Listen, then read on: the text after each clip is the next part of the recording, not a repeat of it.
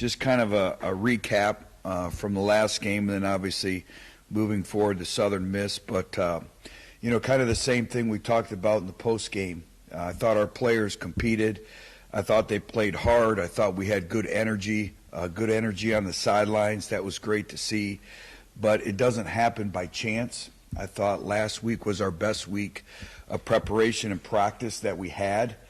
So again, how can we, even be better for it this next week? Obviously, we're going to need to improve details and just about everything on our football team. But through the week of preparation, that gives you an opportunity to compete on Saturdays. But now it's the evolution of being able to flip the switch from really our preparation to our performance. When you have the inordinate amount of young players that you have, the preparation only gives you an opportunity to perform at a high level and play winning football on Saturday.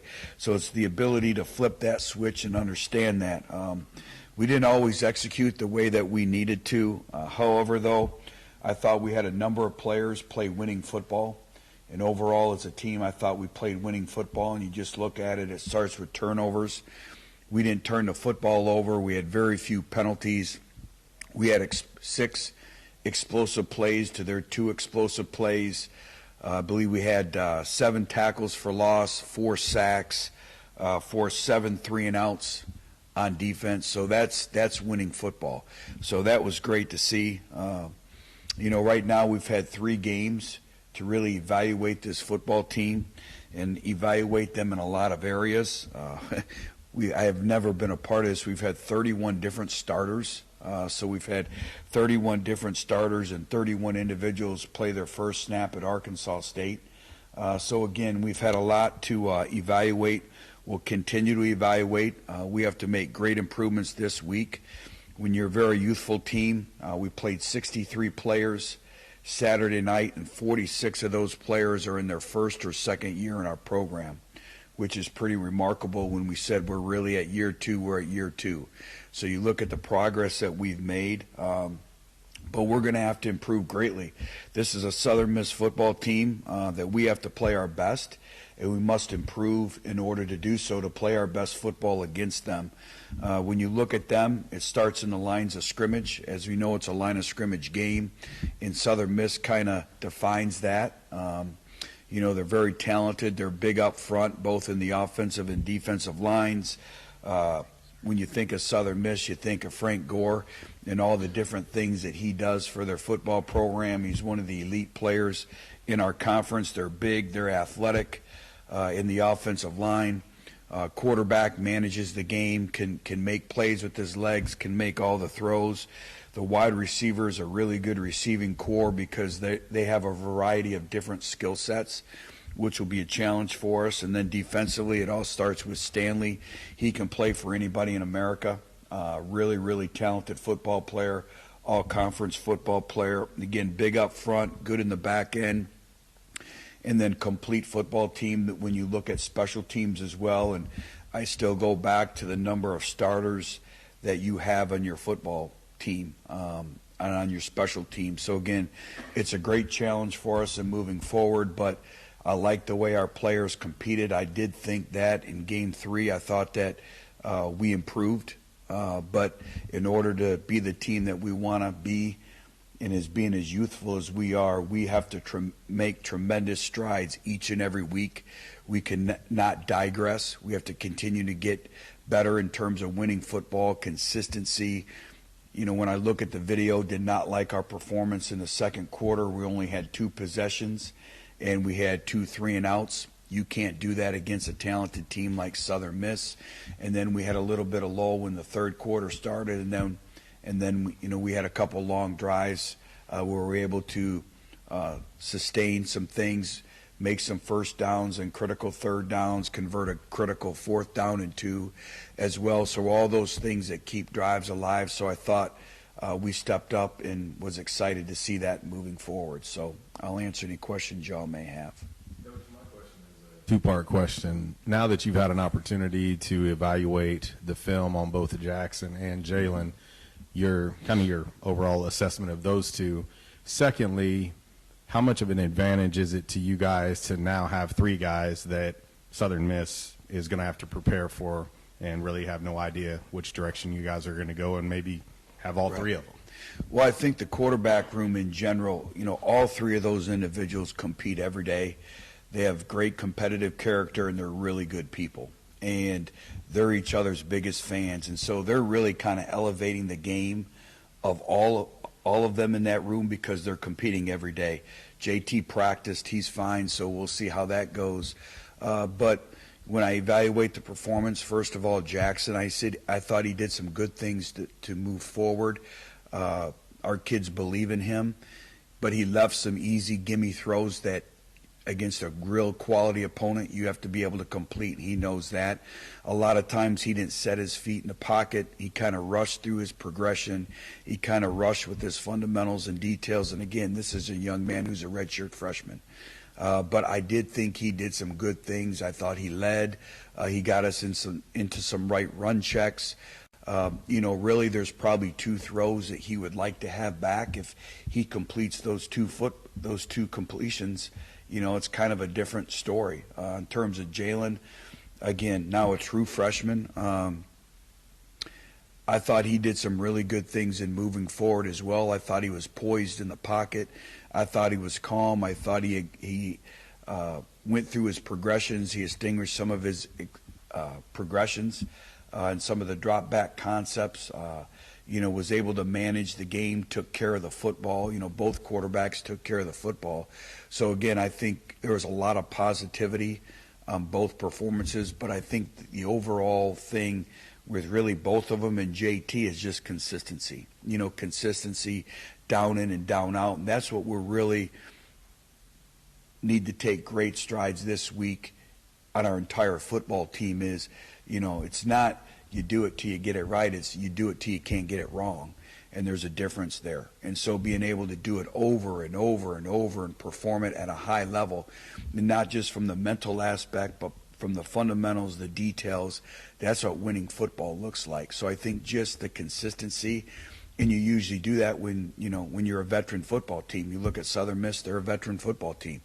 They've played a lot of football.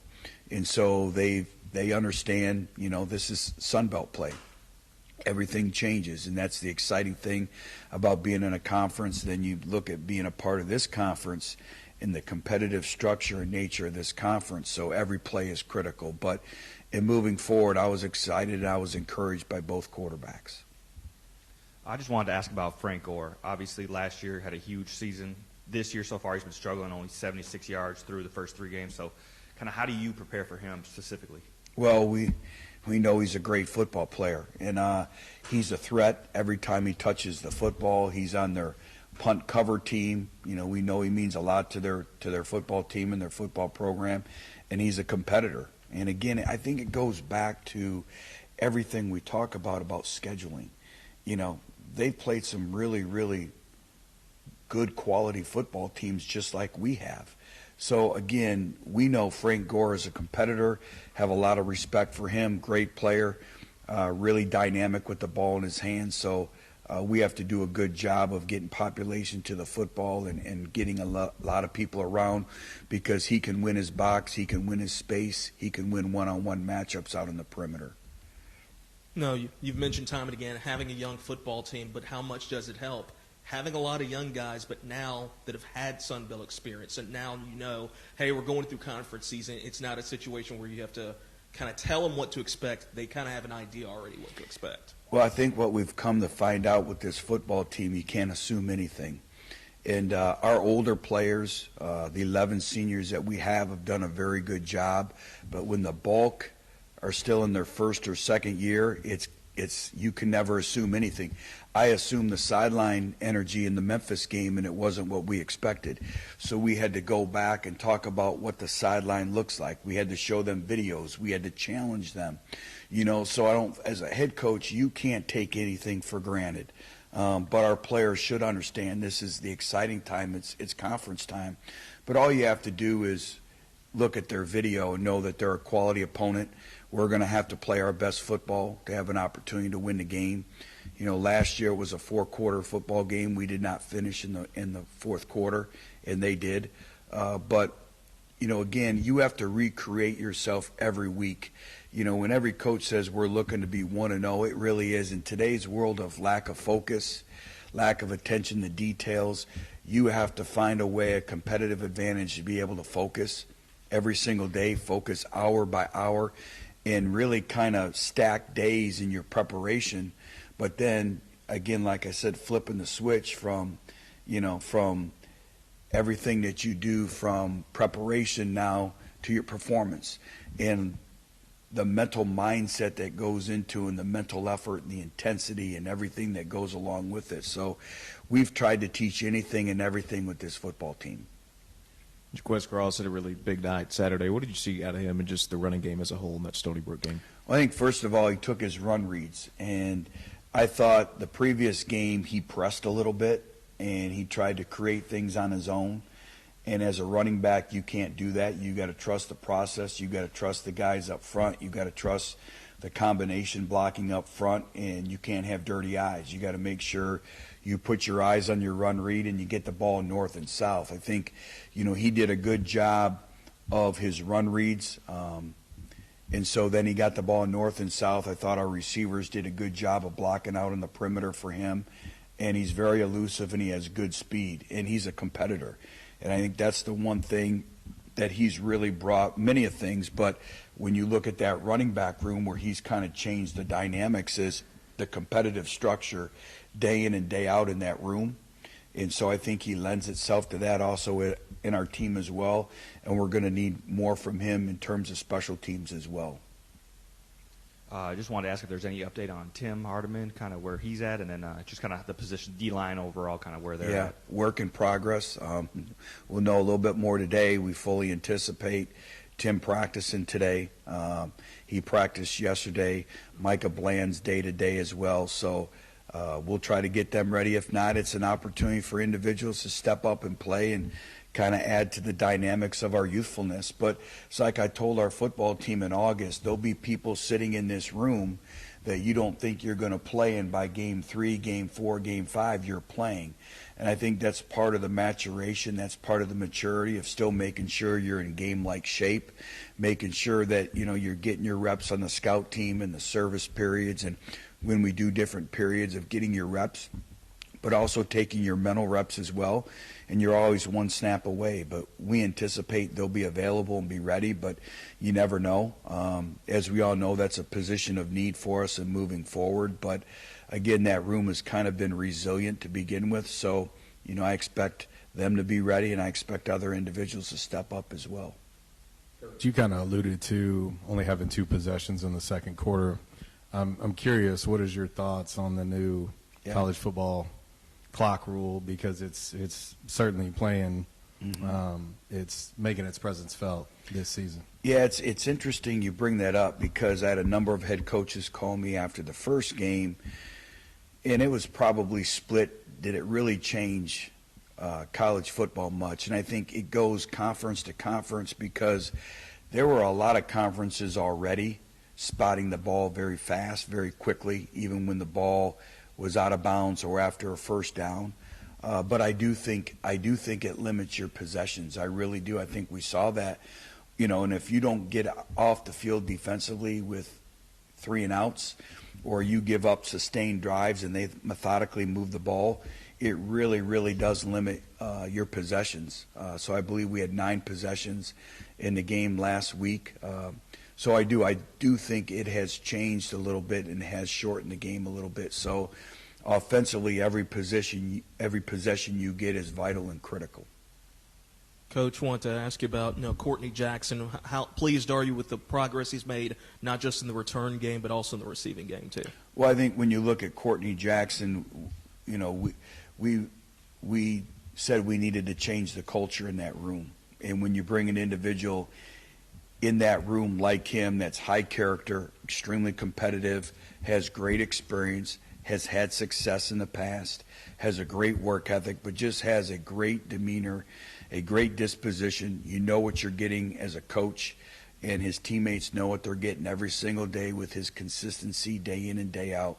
He's really helped shape that. And when you have the amount of freshmen and first-year players we have in that room, I always talk about in our program, are you somebody that the younger players want to emulate? And he's definitely a player that you would want to emulate. And so doesn't say really too much, just shows up every day and works. And, that room has done a good job, the receiver room. We have a good mixture of youth and some veteran older players, but more youth than veteran players. So when you have an individual like Courtney, I think that helps in terms of the dynamics in the intangibles. From on the field play, very consistent. We probably need to get the ball more in his hands, but he's a team player. He blocks, he catches balls. He's our punt returner. I can't say enough about him. Anything else the coach got? All right. All right.